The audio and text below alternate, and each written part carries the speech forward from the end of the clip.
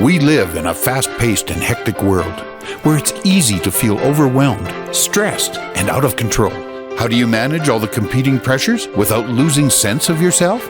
How do you stay focused enough to not only plot a path, but follow it? Welcome to Recovery Road, a show that offers inspiration, insight, and intelligence, as well as success stories from many walks of life that can show you how you can control your own destiny. Our knowledgeable and entertaining hosts and their guests give practical advice that you can use every day on your road to recovery. Now, here are your hosts, Leaha Mattinson and Greg Bird.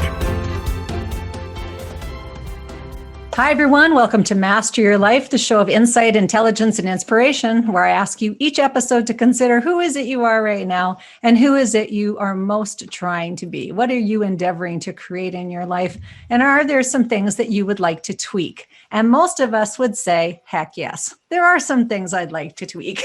I'm joined on this financial wellness show, Recovery Road, with my wonderful co-host, Greg Bird. Greg, how are you today? Amazing, Ashley. I always love the wise words of my son, Gavin Gregory. Really excited here today since we got kind of a funny story to tell the audience today. We have special guest Ben Fortier with us. Ben, welcome to the show. Hello, glad to be here. Excellent. Well, before we kick off the show, and I'll give you a little more in-depth introduction, how your name came up, which was, again, a real funny story. We always like to start with a meme of the day. So as you probably see, Ben, you sift through all this stuff on social media. There's a lot of garbage, and my kids laugh and giggle at me when I say that because there's stuff on gambling. There's stuff on stuff that kids and adults alike should not be really spending a lot of time looking at. So this one we finally got to was from my Auntie Gail. And Auntie Gail, you got a great motivational one here today. So here's how it goes. It says, when our time on earth is done, money or material things will not matter, but the love, time, and kindness we've given others will shine and live on forever. Deep, very deep.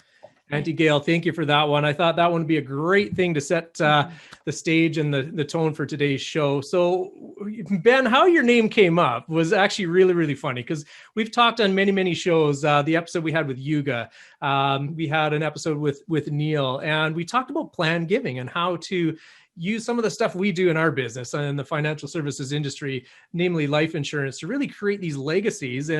And we got talking, we're like, so who would be a good name to talk about? And I said, well, Ben Fortier is our number one guy. So, and Leah's like, why? Because I had no idea that Sharon's last name, her maiden name was Fortier. And she's like, yeah, that's the same guy we're talking about here. So Ben, here you are today. So if you want to just share with the audience a little bit of who you are, what you do, and how long you've been doing it. Well, thanks for the intro, Greg. You're too kind. Yeah, Leah and I have known each other my whole life, not her whole life, from baseball out at the farm in Viking up until now, and it's been super great. To have Leah in my life is a great inspiration, as I'm sure a lot of people out there are feeling the same way. You know, I have to apologize to the listeners out there, and probably more the viewers than the listeners, because I saw on Instagram that you posted my headshot. And Greg, that is what we call the bait and switch, because that is a Photoshop photo. And between 1 and 10, I'm a good 7 out of 10 on that shot.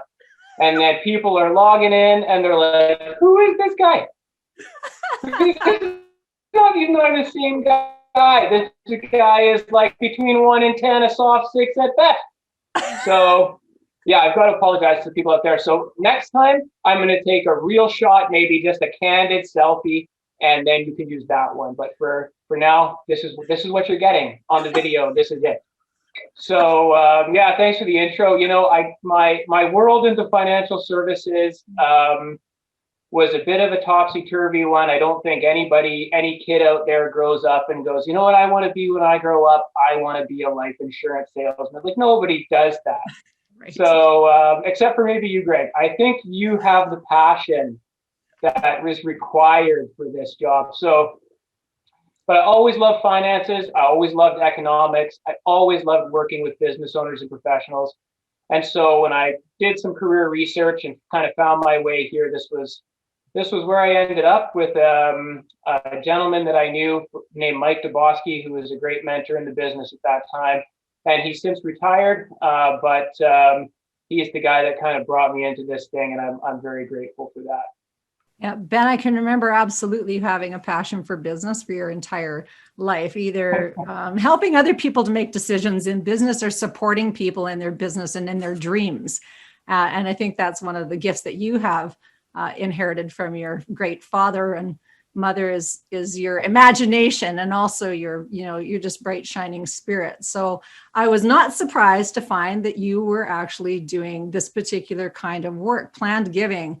I just went, that is a total fit for you. I could just see how that it's much more than just sitting down with people and cutting a check for whatever. It's actually thoughtful investment and helping people for long term in their life. We started this show based on 7 generations planning.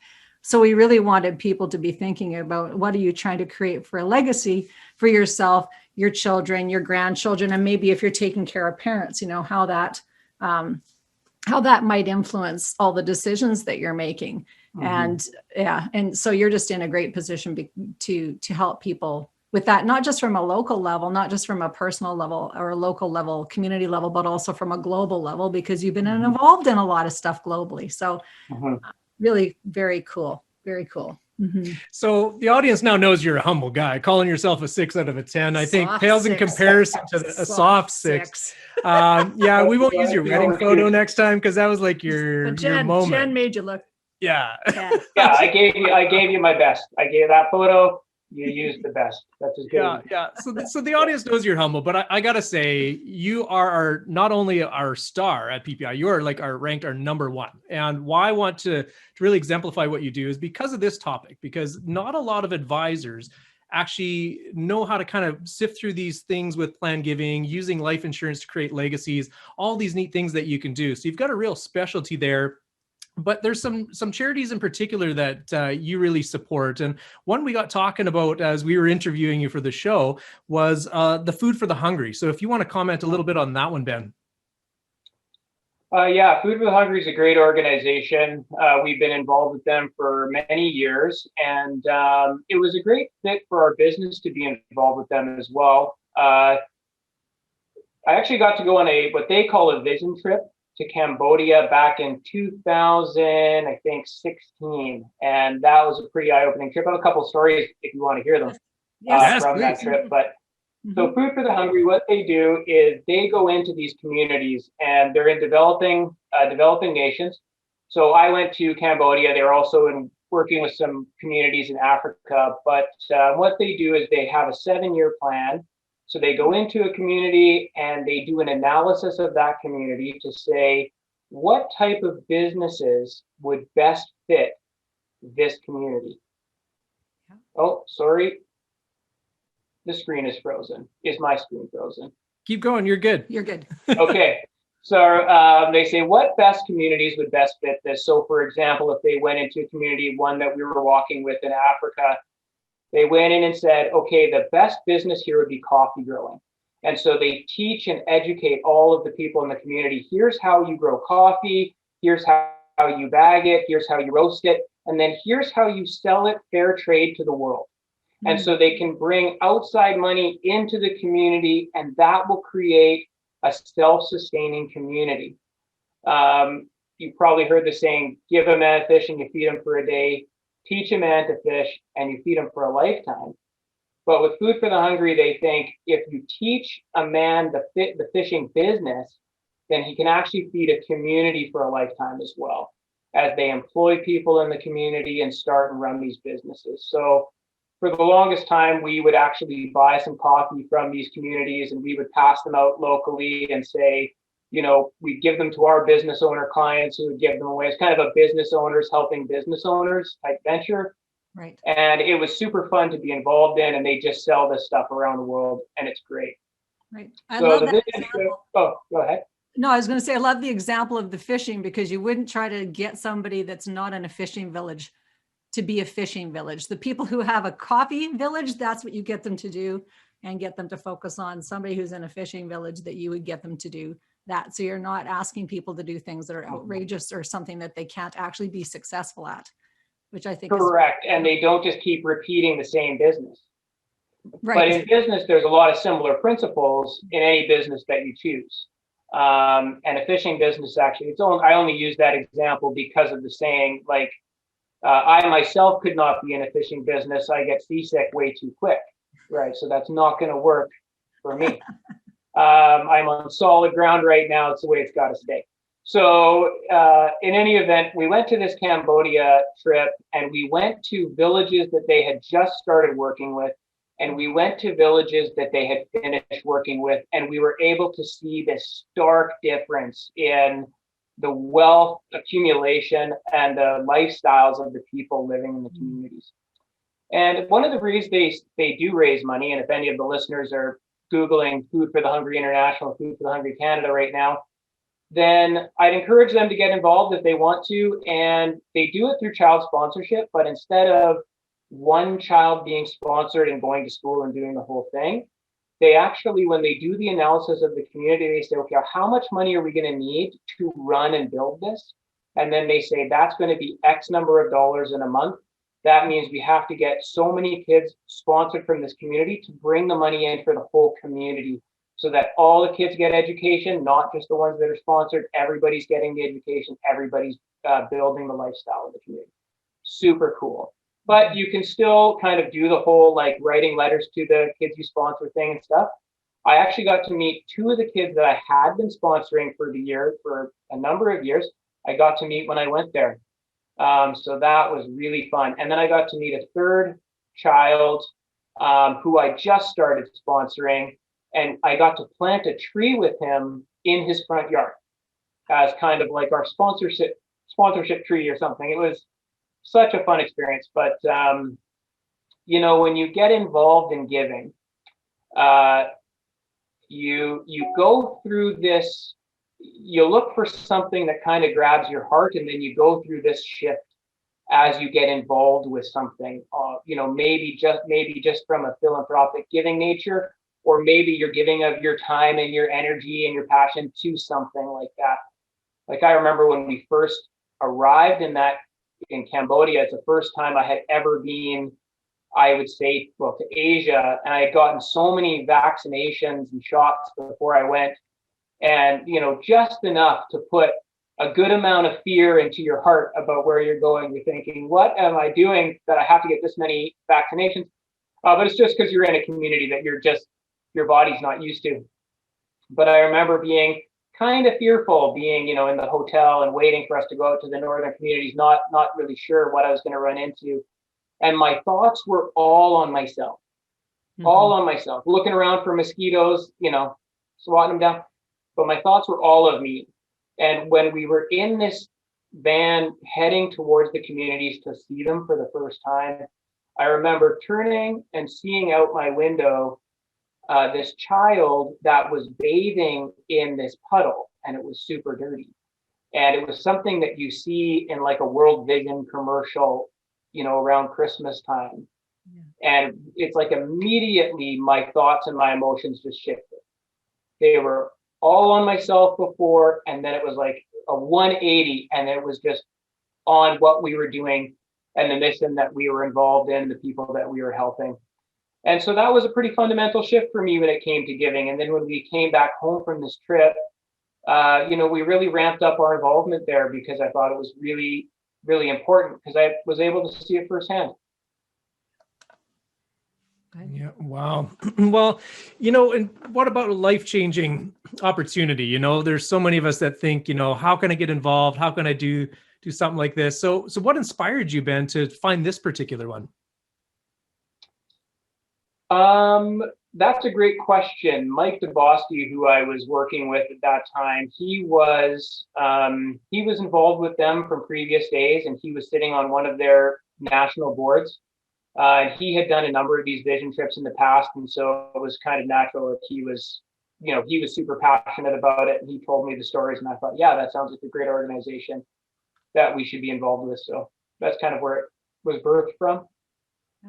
Awesome. It's, I think, a challenge right now because people aren't traveling. And so to get boots on the ground and see these beautiful initiatives that are, growing across the world is more of a challenge than ever. Have you been able to continue to stay in touch with that via, our, current technology? Or how do you track those projects? Well, being a corporate sponsor with them, they send us these updates quarterly, like graphs and charts and statistics from the communities that, pictures and things like that from the communities that we're working with. One more quick story, I guess, from that trip. Yes. So we are in charge of our sponsorship because we're in the financial world. It goes towards, like, in each community, they set up schools and they set up education programs and things like that. But one of the things they set up, and one of the most powerful things, is something called a savings and loans group. And this is what really kind of captured our attention, being in the financial industry.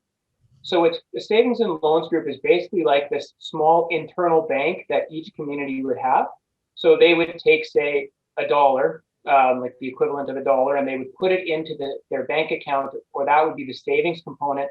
And then other people from the community are able to borrow from it.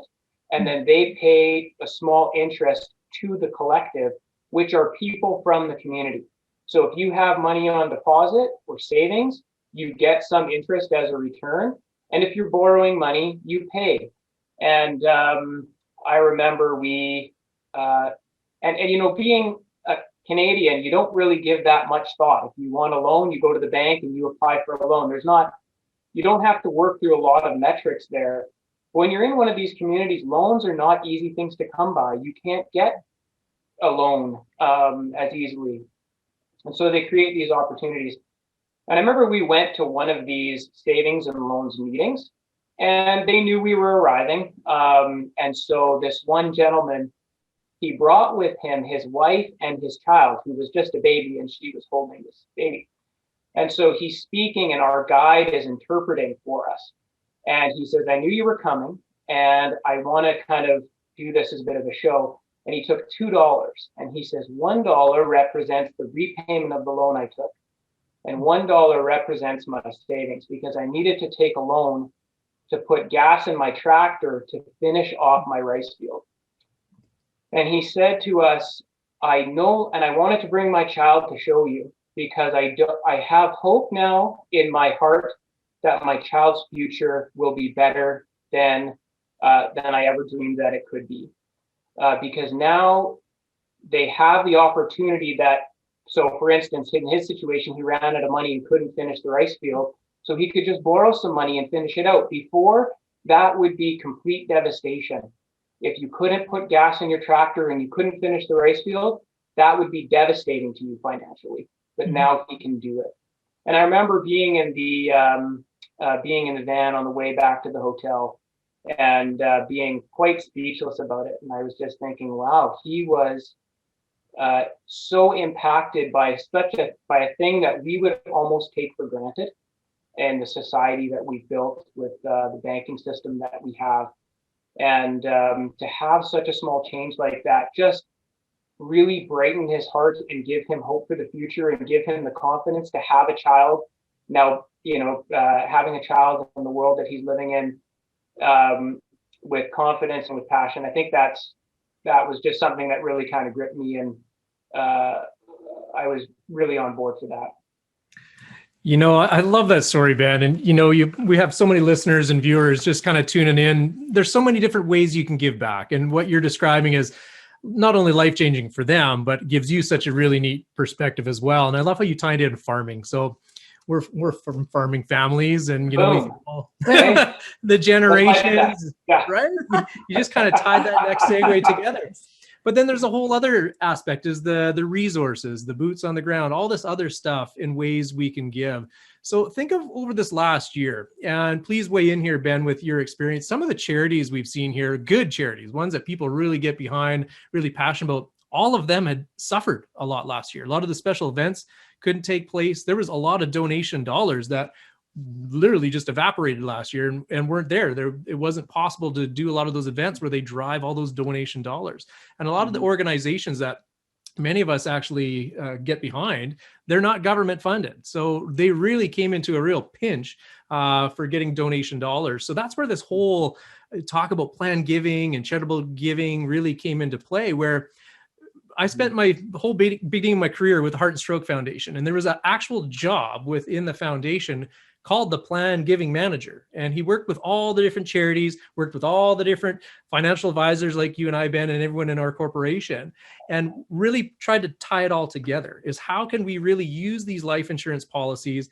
And if you want to let's work through some of the different ways that people would really want to hear, how can they set up their life insurance to really benefit not only the charities, but from a tax standpoint? Because it's like, do you want to pay the tax on your estate, or is there a way to actually eliminate it? And the answer is quite simply, yes, there is a way to eliminate it if you do it right and you plan it with an advisor. So I'm just going to pass the ball over to you, Ben. Maybe share with a little example of maybe a client you've worked on. You don't have to mention any names, but how that was maybe a thing and how you helped them bring a solution to the table. Sure, that would be great. Just going to back up a little bit, tell people about some metrics, just so everybody's on the same understanding. So a life insurance policy is you pay a premium, and then when you die, a big sum of money gets paid out to whatever beneficiary you've designated. There's mainly two types of life insurance policies. One is a temporary policy, sometimes called term policies. Those last for a period of time and then they expire. Those are amazing policies for income replacement, loans. If you're needing life insurance when you take out a loan, awesome for those things. We don't typically use term policies for planned giving strategies because they run out. And with any term insurance policy, you hope it is a wild waste of money. You hope you outlive it, that you pay for it, that you've gone, it's expired, and the policy has expired far before you have. So we use policies that are more permanent in nature. These are sometimes called universal life policies or whole life policies. But these are types of policies that you put money into. They last the entirety of your life. Sometimes you pay for them for just a short period of time and then they're paid off. Or sometimes you pay for them forever until, an estate, and at that time they pay out. But they're guaranteed to pay out to somebody. Those are the ones we typically use for planned giving strategies. So there's so many ways that you can use life insurance for planned giving opportunities, and we'll talk about them a bunch on this call. One is super easy. So I had a client, and he had one of these policies for a long period of time, and he said to me, Ben, I don't need this policy anymore. I had it for such and such reason. I don't need this policy anymore. I think I'm just going to cancel it. And I was just going to, comply with his request and just cancel the policy. But I said to him, hey, do you have any charities that you support in a big way? Do you have anything that you're involved in like that? And he did. He had the Cancer Society was touched his life in some way, and so he wanted to give back to them. And I said, well, there's two ways that you can use your existing life insurance policy right now to actually help the Cancer Society. One way is you could keep paying the premium and you could make them the beneficiary of the policy. And if you do that, then you will we'll get into the taxes later. Maybe I'll just go through the strategy right now. The other way is you could actually give them that policy today, and that they could actually own the policy, and then you could commit to donating to them enough to cover this premium. And so he chose that second option. And now the Cancer Society is richer for it. So, there's so many different ways that he could do that. Do you want me to run through some of that taxation, Greg? A little bit. So we'll keep in mind that every jurisdiction is different. So there's a lot of people tuned in from different countries. So the whole theme of that would be, please talk to a financial advisor that specializes in this particular planning and in their practice. Because I will honestly say a lot of advisors don't know how to have these conversations. It's a very specialized part of what we do, and you're just one of the few that actually can have that intelligent conversation, do that planning, and really take the laws of our jurisdiction, of our country, of our province, and then apply what you know through these policies, and then maximize the benefit, right? How to either minimize the tax, make the donation, make a legacy in the person's name for these charities. There's so many ones that you can pick where the rules will apply. So I love the example that you made, because that's real life stuff where a guy was just going to cancel this policy. It'd be a shame. The Sure. life insurance company would have been just rubbing their hands together saying, thank you very much for buying that insurance all that time, paying all those premiums, and now you're letting us off the hook. Thank you. In this other, I like how you spun it, because I think more advisors need to really ask that question that you did. And thank you for asking that question, because now that charity was able to benefit by what you said. And the foresight that you had is, hey, maybe this guy does have a cause that he could represent, and he did. So it's a beautiful story, Ben, and great one to kind of start off the show of how do you do this plan giving? So maybe talk about another scenario where you said that, hey, once say a husband and wife, there's a couple, you might have dealt with someone even just recently where now they've actually had this policy where the beneficiary is the charity, and then a big lump sum. So I've seen a lot of come through our office, either they're $1 million policy, $5 million, $10 million policy, where now you're wiping out any taxes to the estate entirely. Is it correct, right? Yeah, like I'm Alberta resident, and we work in Alberta. We're licensed across the country, but we predominantly do most of our work in Alberta. So the way the Alberta taxation works is you get a tax credit for your donation, and that's around 50%. So if you donate $1 million, you're going to get $500,000 deducted from your tax in that year, which is a great thing. And then in Alberta, we have something called deemed disposition tax on an estate, which means that you're deemed to have disposed of everything that you're deemed to have sold, everything you have the day before you died. So if the day before you died, your house was worth $1 million, then you're deemed to have sold that. Or if your cottage was worth $1 million, you're deemed to have sold that. The big thing in our world is RRSPs are heavily taxed, because you're going to be taxed as if you pulled them all out the day before you died. That's the tax that's going to be owed there. Or if you own a business, you have a hidden partner in your business, and that's the government. The government kind of owns half of your RRSP, because if you died, you're going to have to give half of it away. The government kind of owns about 25 to 40% of your business, depending on how your business is structured, because that's the taxes your estate is going to have to pay in order to inherit the shares of the company that you worked hard to grow. And everything has a different kind of deemed disposition tax rate on it, farms and businesses and things like that. So I'm going to ask you a question, Ben. So I'm going to ask Leaha a question, actually. So Leaha, you're an owner of a business. How does that make you feel that the government is potentially an owner of all of that, and anyone listening?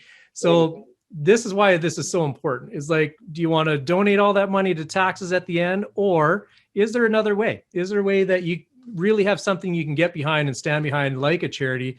And again, it could be one of the many, many good ones that are out there that you want to support. And you can actually really dip down and eliminate a lot of those taxes by using some of these strategies. The key is work with someone who's intelligent in this area that can plan. So Leaha, from your perspective. Oh, I'd be, super annoyed. And also because super annoyed. As a ginger, I'll tell you, that's a lot of annoyed people, a lot.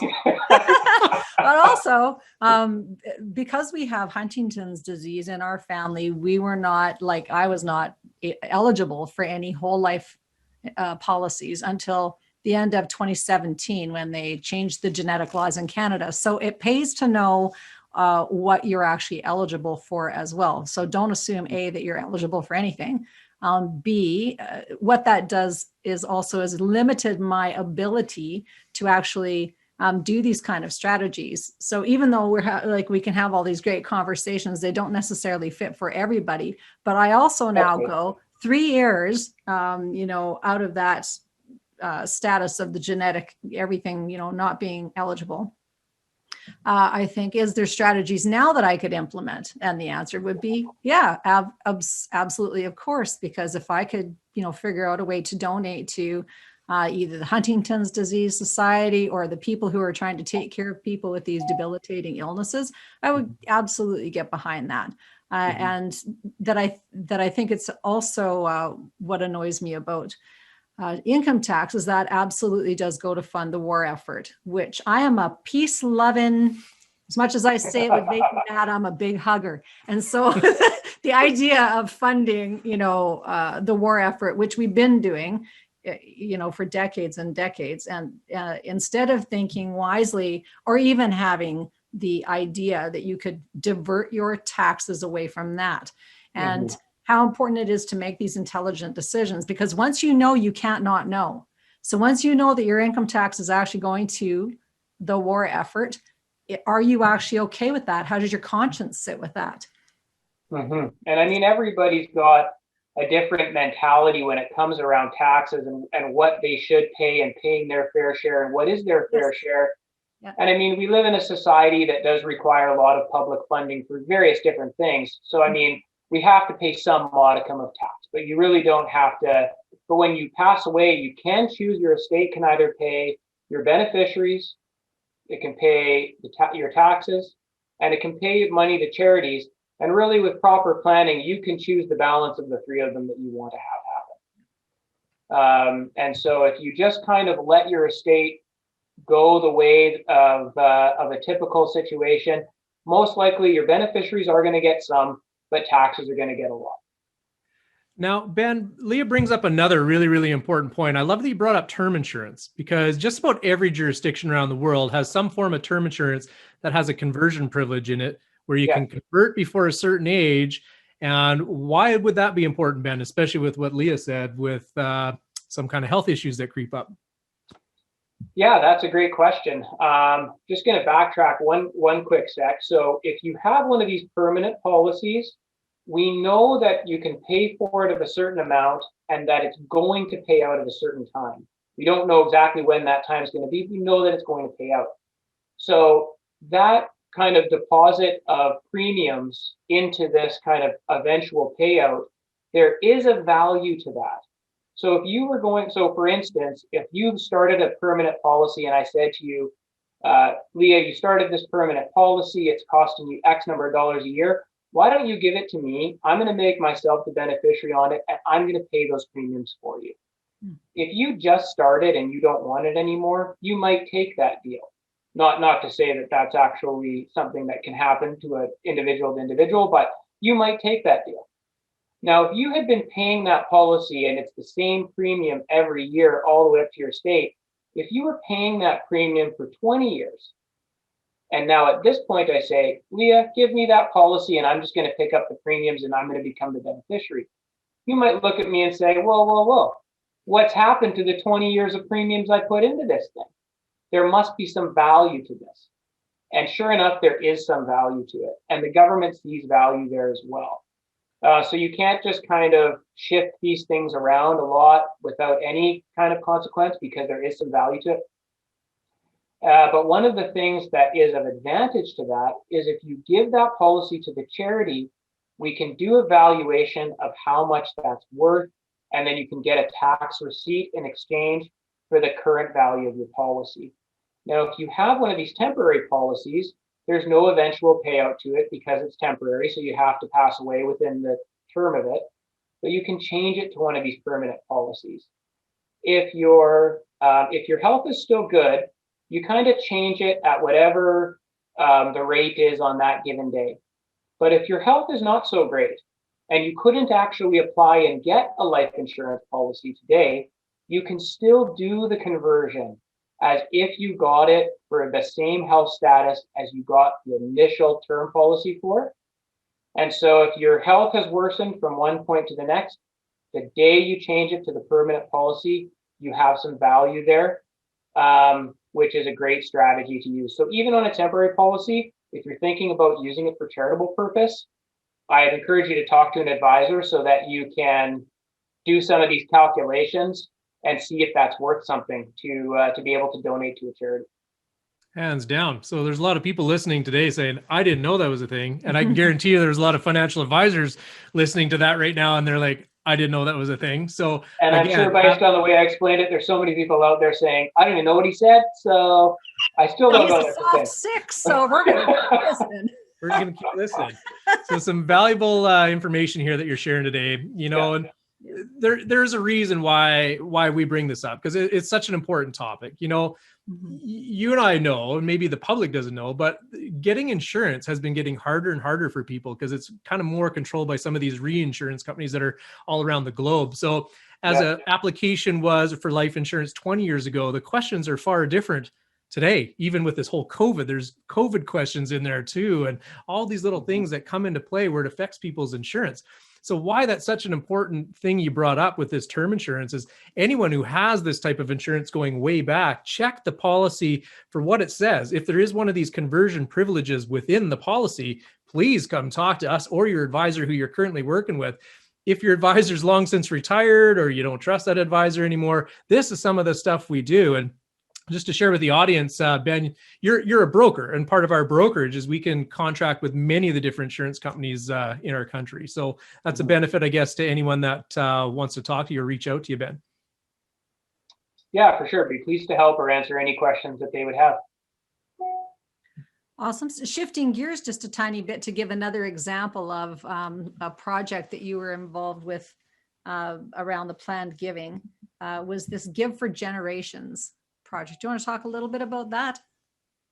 For sure. So Give for Generations is actually a process brand that we began.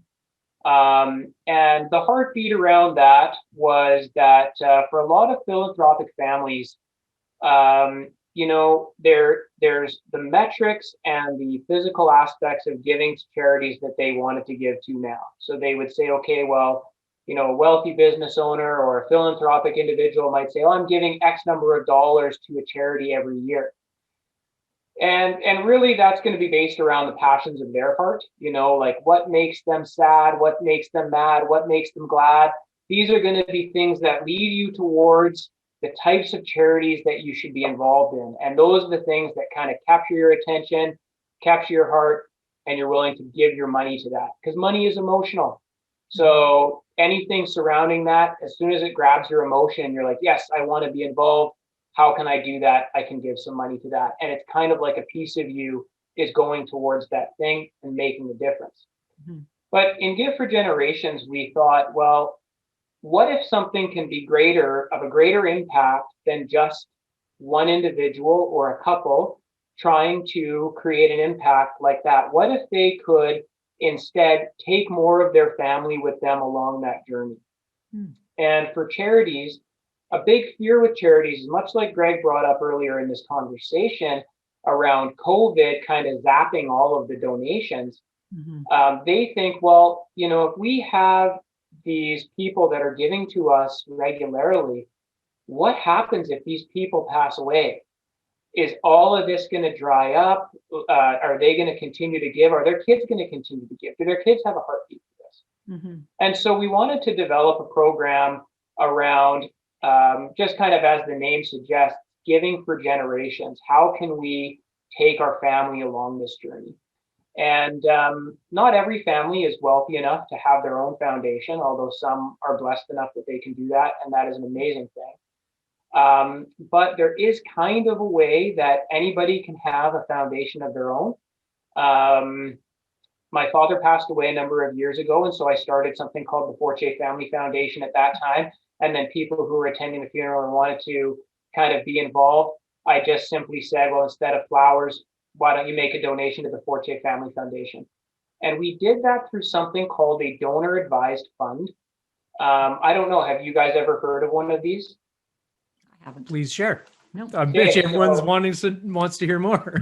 Hit the Google with it. Google it. Any of your listeners can Google it, donor advised fund. And what a donor advised fund is it's a charitable fund that has sub funds beneath it or sub foundations beneath it. So it's a foundation that has a bunch of different foundations beneath it. So you can start your own foundation within the structure of one of these donor advised funds. And a lot of the major banks have a section of their bank that has a donor advised fund. And so I started the Forte Family Foundation in one of these structures. So what you can do is you can donate to your own foundation, and you get the tax receipt for donating to the foundation. Once you put the money in, it is now in your foundation. You can't take it out, but you can have it in there, and then you can allocate it to another charity as you see fit. So, and there's a bunch of other kind of situations around it. So you say, okay, well, I'd like this to go to Food for the Hungry, for instance, and you mentioned them earlier.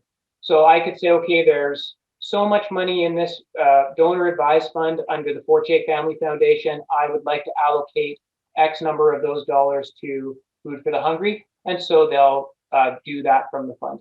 But I get the charitable tax credit when my money goes into the donor advised fund under our Forte Family Foundation, which is a fantastic thing. So if somebody has a lot of money and they want to give it to a foundation or get some tax credits for it, but they don't quite know exactly what charities they want it to go to, they can do that. So you can start a family foundation. You can bring these people along. The foundation can actually buy then life insurance on some of its major donors. So the foundation's buying a life insurance policy, money's being given to a charity. And when those key founders die or pass away, then the foundation gets the life insurance payment, which kind of super funds it. And now you have almost a revolving amount of money that could be given out for generations to come. So it's a great tool to be used in combination with a few of these financial tools to be able to create a long-term legacy for any giving in a family. And then you don't saddle the next generation with having to give to some of these charities at the same level potentially as their parents were. And I think it's interesting too, because there's been so many challenges around charities also proving their worthiness. You know, some have been pretty dark side of charitable giving. It hasn't really gone to the people or the processes that you think it's going to. Do you think with this donor funded charities that they're better oversight on them, or what's your take on that, Ben? The donor advised funds are strictly a structure in which people can start their own kind of foundation, but they're not really doing charitable works of their own through that. They have to donate it to existing charities. So from that perspective, really it's going to come back down to what charities are ending up with that money in the end. And that would be charities that you trust. So using a donor advised fund just kind of changes the flow of the money, but it doesn't necessarily change which charity ends up with the money. I'm going to bring up another point here. So why this is another really, really hot topic, as I was working with one of our advisors in Red Deer, and that advisor works with a lot of clients that are north of 75 years old, and they've got a lot of money. And I asked, what is the biggest topic that keeps coming up in all your meetings? And you want to know what it was? Tell us. The number one thing was that generation with all this money, again, north of $1 million or these sizable estates, they're so worried about the worthiness of that next generation. And we talked about this on one farming family that I dealt with, the Frank and Joyce story, where they had 4 grandchildren that they wanted to pass on these $1 million checks to upon their death. 2 of them they trusted, 2 of them they didn't trust as much. So that has been the number one topic for this one advisor. And I can imagine if there's other advisors listening, if you ask these questions, you know, what's keeping you up at night? Here, this advisor was dealing with this meeting after meeting after meeting. So again, what you just shared with us, Ben, is again, yet another strategy that if you got all these dollars that you want to actually put to good use and you don't really trust entirely the worthiness of the next generation, here's some strategies that we can work with you on. There's a risk to doing nothing, I guess is the thing, is a lot of these estates that we work with, Ben, or we've seen, and you know, whether a client chooses to work with us or not, it's sad to see when something inevitable does happen. Someone does pass away and there's no planning done, and then it just kind of goes to the wolves. working with someone and putting that plan structure in place, not only are you putting it in the hands of the right person or structuring it properly, but you can use some of these techniques to really fund a charity, or like you said, what you described is maybe future different charities, of really putting that name, that family name, on a foundation or creating that legacy. I think that's beautiful that you brought that up. So what are some of maybe the other charities that you guys are looking at, Ben, in the Forte Foundation? Well, Food for the Hungry was a big one. I really wanted to be some of the heartbeats that my father had, and he was kind of always a guy that was always looking to help children. So we're eyeing up some of those charities for sure. Orphans kind of stuff. Father to the fatherless. My dad was a guy with a big heart, and he really, really wanted to do that kind of thing. So those are the types of things that we're really hanging on to. I think that, again, what makes you sad? What makes you glad? What makes you mad? Like, if something is capturing your emotion, that's the thing you want to get involved in. And there's so many worthwhile causes out there, and you can make such a great impact on a global scale with where you decide to put your money, no matter how much it is, because that speaks volumes about where you're at. And tell people about the charities that you're involved in. Don't keep it a secret. One of the things that I tell a lot of our business owner clients who are really philanthropic, when I walk into their offices and I walk down the hallways towards the boardroom or something, I say to them, you're involved with all of these different charities, but I don't see pictures on the walls. Put some pictures on the walls. Let your employees know that the hard work they're doing is also going to these charities and making this worldwide impact.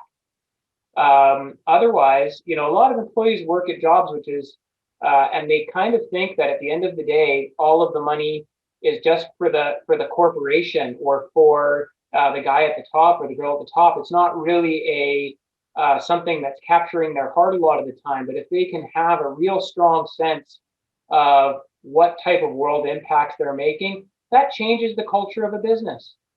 It lets people be involved in it on a greater scale. So, for some of these philanthropic individuals, I've really kind of encouraged them to let people know, hey, here's what's happening. Here's the kind of impact we're making. Because I know at our business, we tell our employees about, here's the impact that's being made with the dollars that are going to kind of that Food for the Hungry. And, I get to tell some of these stories about the trips, and, they're a cool organization because you actually can go on some of these trips and see live what's happening, which is a really fun thing to do. And you can kind of take some of your employees along with you on some of those trips and journeys. But I encourage people to really get out there and whatever's grabbed your heart, tell the world about it, because that's also a way of giving to that charity and making an impact as well. It is. And you know what, you brought up a really good word, is it's inspiring, right? There's, Sure. a lot of things you've shared here today that are truly inspiring, but you bring a lot of wisdom and experience. So if there's someone out there listening, Ben, that kind of really wants to get a hold of you to hear some of your strategies and your wisdom and things you've brought to the table in form of solutions, how can they get a hold of you, Ben? Well, our firm is Disposition & Co., so they could go to disposition.com, and all of our contact information is there. Fire me an email, give me a call. I'm pleased to chat. And what about on social media? Do you have any social media stuff that you can be reached out to? Yeah, I've got a personal social media account. Ben Fortier 77 is my Instagram handle. Not the year I was born though, so very confusing for people. I didn't realize that till after I'd started. I've posted a bunch of times, and then my friends were coming to me and say, why 77? It's typically the year you were born. I completely missed that idea. I just like the number 77 and tossed that on there. And so now people think that I'm born in 77, not the case. So yeah, just a different situation. So yeah, feel free to hit me with a follow. I have a relatively followable Instagram. I don't post a lot of food, so there's that. Well, it's funny you bring up 77 because 77 is in my handle. It's a good number because I was born in 77. So it's funny you bring that up. Boom, right there. So a small quiz to the listeners. Am I older than Greg, or is Greg older than me? That'll keep you up tonight. right? You'll never know. Please You'll reach never out. know I'll tell because I'm you. not actually giving away. Yeah, I'm not giving away my age. Greg just gave away his age. Who I'm not knows? giving away my age either. Although, Yeah, Leah, we're not even some going of to them might ask. know. Leah, we're not even going to ask. But I did say earlier in the conversation that Leah has known me all her life, but I've not, or yeah, I've known her her whole life. No, sorry, what did I say? You've known me my I'm pretty whole sure life. you said I've you're not older known than you me. your I whole think life. that's what you said. Oh, hang on. That That's the way the math works. That's why Yeah. you guys are all doing the math. Exactly right. Exactly. I love that you're doing all this wonderful work. You know that the difference really is the soul that people come to this conversation of philanthropic giving, and that you're giving a couple of ways for people to give long term, also for ways to have lots of flexibility around their money, because sometimes people don't want to be tied into just one thing. I think it's a great family conversation to have. Your dad was a shining example of this as a family conversation. And Greg has 4 little birds. And so, he would have, I was telling him about Uncle George's, work with the kids and just how important it is. Because I'm in admiration of people who are good fathers, which Greg Bird absolutely is a wonderful father.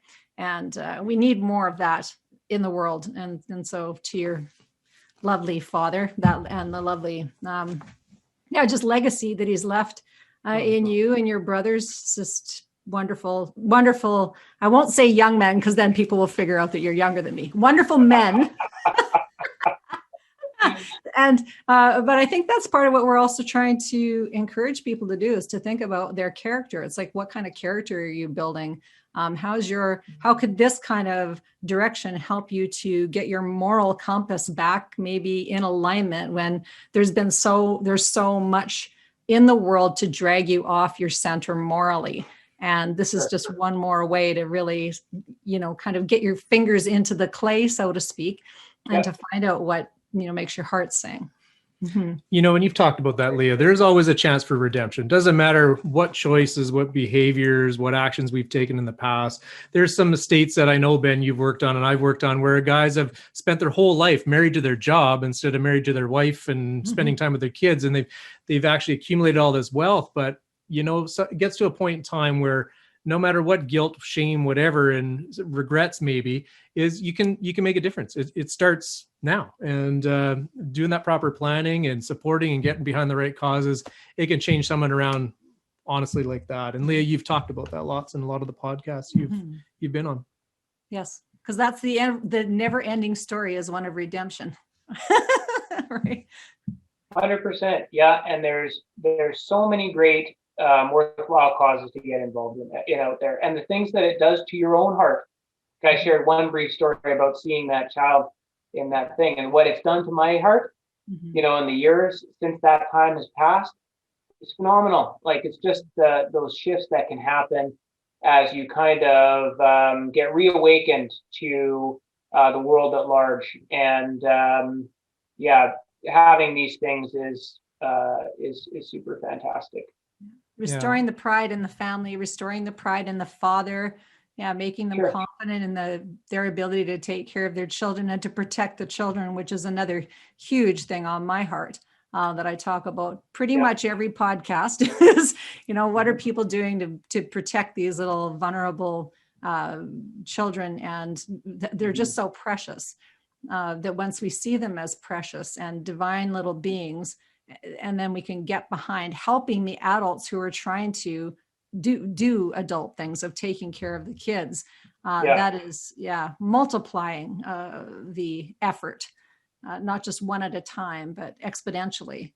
Yeah, we always have the attitude, Ben, on every show that if you can change at least one life, we've done our job. And you shared that story. I thank you for sharing that one of the young man that you really helped shape his life in a whole different direction. So I think even today, having this conversation, Ben, has been so powerful, not only to empower people to get involved, whether boots on the ground and rolling up their sleeves and helping, or whether it's from resources and creating legacy and donating money and charitable donations in the way that you can actually plan it, save some money on tax, and really make a difference, really get behind it and do something you love. So I commend you for that. So I think today has been a valuable conversation in that. I think that you have changed many, many lives. So for anyone listening today that wants to reach out, please get a hold of Leaha, get a hold of myself.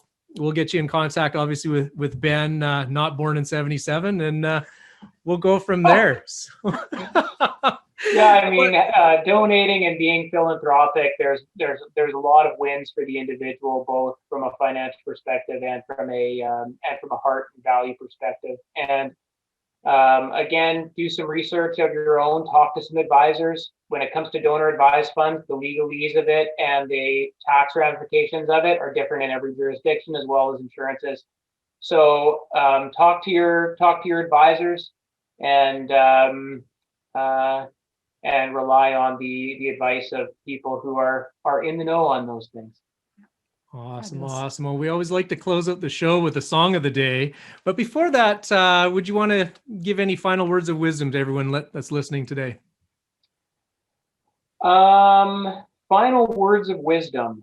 Don't use your headshot photoshopped as an introduction. I think we've all learned our lesson on that. I think that's been the big shiny thing. And I would say don't keep everything you do from a charitable standpoint completely a secret. Let other people come along that journey with you. Song of the day, it's always better when you're going as a team. And I think that's a big part of charitable giving, both philanthropically and giving of your time. Let people come on that journey with you. Yeah, awesome. Well, it's funny. I was going to do a rock song by Van Halen right now. That might be on Leah's next podcast. But I did ask you, what's your most inspirational song? And it's so funny that's Leah's jam, which is the Lego Movie soundtrack. Everything is awesome. It's a family thing. It's a family thing. So are you guys going to sing, or do you want me to read the lyrics? You should read the lyrics. I'm not singing it, but you can read the lyrics. So do you play it as we go out? Do you play it? We can't play it. We can only say the lyrics because we get in trouble with the people. Oh, right. Yeah, the rights. Lego would come down on us Anyway, the lyrics are actually really, really good, Ben. So thank you for picking Everything is Awesome from the Lego Movie soundtrack. Is everybody ready for this one? Ready. All right. You are welcome. Greg. Here we go. Yeah. Everything is awesome. Everything is cool when you're part of a team. Everything is awesome when you're living out a dream. Everything is better when we stick together. Some have said you and I are going to win forever. Let's party forever. We're the same unlike you. You're like me when we're all working in harmony. So everything is awesome. Everything is cool when you're part of a team. Everything is awesome when you're living out a dream. My niece Lily is like laughing at Uncle Greg right now reading because this is her favorite song too. So. Yeah, she's probably thinking, preach, Greg, preach. This is her jam. So Lily, this is the rest of this for you. Ready? Woo! 3, 2, 1, go. Have you heard the news? Everyone's talking. Life is good because everything is awesome. Here's some lesson on perspective. Lost my job. There's a new opportunity. More free time for my awesome community. I feel more awesome than an awesome possum. Dip my body in chocolate frost, and 3 years later, wash off the frost and smelling like a blossom. Everything is awesome. Stepped in mud. Got brand new shoes. It's awesome to lose. Everything is better when we stick together, side by side. You and I. Win forever. Let's party forever. We're the same unlike you. You're like me. We're all working in harmony. Blue skies, bouncy springs. We just named a few awesome things. A Nobel Prize, a piece of string. You know what's awesome. Everything. Dogs with fleas, allergies, a book of Greek antiquities, brand new pants, a very old vest. Awesome items are the best. Trees, frogs, clogs, they're all awesome. Rocks, clocks, and socks, they're awesome. Figs and jigs and twigs, that's awesome. Everything you see or think or say is awesome. Everything is awesome. Everything is cool when you're part of a team. Everything is awesome when you're living out a dream. There it is. Thanks for the request of the song of the day, Ben Fortier. That was way better than any rock song you've done. Way. Way. Right. He's got his groove, people. Yeah. And the beat, when you can listen to the song, it's catchy. It is catchy. It is. So everyone's going to do that. They're going to go put this song on. It's going to play in their head for the rest of the week, the next couple of weeks, maybe the next month. Anyway, Ben, I got to thank you. Thank you for coming on the show. You've inspired hopefully millions as this show plays on in perpetuity across the world. Some great ideas, some great insight, intelligence, inspiration. Leaha? Thank you so much, Ben. It's been an absolute delight. Yeah, thanks for having me. All right, everyone, love yourselves, love each other, mind your mind. That's all for us. Bye for now. Thank you for being a part of our program today. Master Your Life is a presentation of Leaha Mattinson Enterprises, Inc. Join us next time on Master Your Life, helping you to discover the very best of you.